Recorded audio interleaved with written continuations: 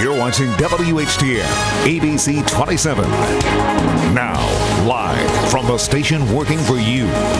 This is ABC 27 News at 6. Tonight, an unusual court case. A mid-state man with a permit to carry, but who was turned away from a voting booth. Also, are you ready to make a difference? Several York County Police Departments hope so. I'll have that right ahead. And how do you feel about 3 Mile Island still running 20 years from now? Good evening, I'm Alicia Richards. Dennis is off tonight. Gun owners showed up in force today to a court in Chambersburg.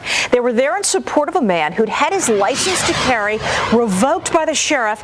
Allie Lanyon has our top story. Allie, how did this case come about? Well, Alicia, that man is Greg Rotz, and he says he was just exercising his right to bear arms, a right he exercises every day. But on Election Day, a constable asked Greg to leave his pistol in the car while he voted. Greg said no and started a battle that dramatically ended in court today. I went to the polling place to vote. I had my firearm with me, as I do every day wherever I go.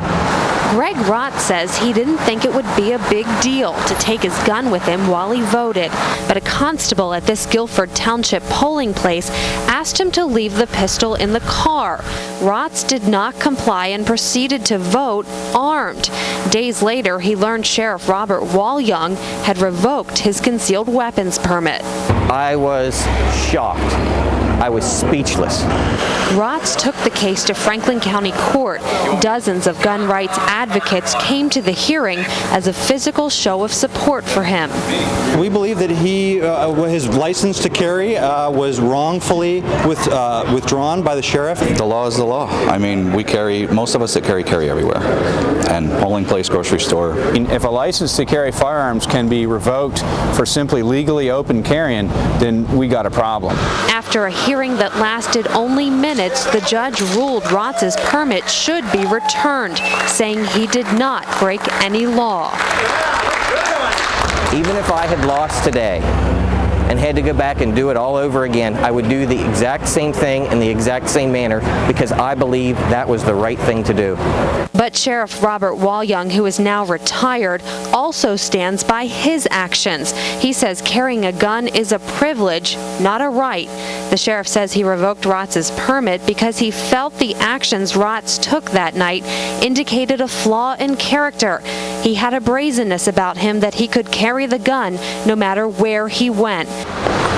The current sheriff says the law is the law, but he says it ultimately comes down to common sense. Even if you're allowed to take a weapon into a particular building, sometimes it's just not necessary. Nothing feels better than freedom. The judge, however, in his ruling did say that he's considering contacting his legislators, asking them to make it illegal to carry a weapon in a polling place.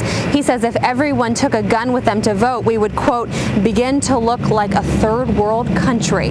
Alicia, back to you. Allie, this is an interesting case, and it seems like in the end this gentleman irritated law enforcement, but as of right now, he did not break the law.